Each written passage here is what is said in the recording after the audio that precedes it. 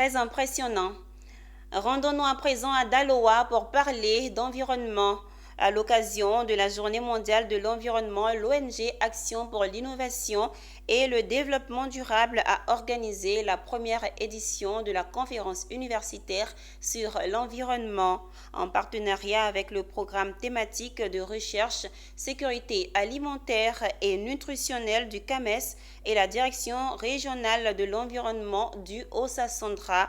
Cette cérémonie a été marquée par le thème La restauration des terres, la désertification des terres et la résilience à la sécheresse. Quelle contribution de l'enseignement supérieur et de la recherche scientifique.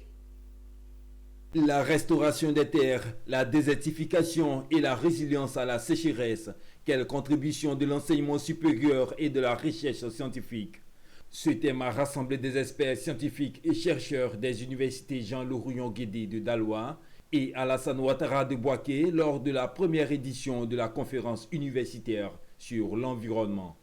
La cérémonie a permis d'assister au planting symbolique d'une vingtaine d'arbres et plusieurs panels animés par les chercheurs et scientifiques des universités.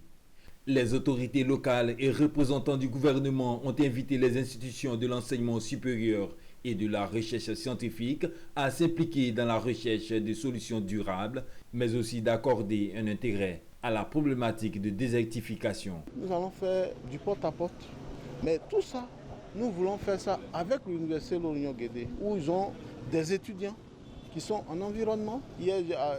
Avant-hier, je disais comme ça aux étudiants, il n'est pas normal d'être à l'université Laurion-Guédé et puis ne pas savoir où se trouve la direction régionale de l'environnement.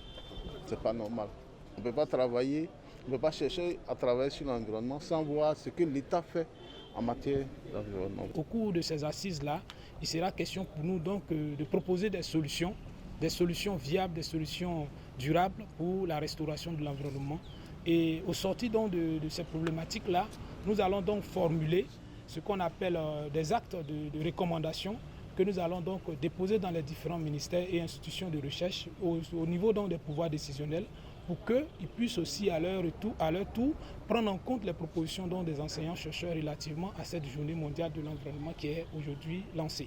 La conférence universitaire pour l'environnement 2024 s'est achevée par des recommandations fortes formulées pour un environnement sain au bénéfice de toutes les communautés locales et nationales.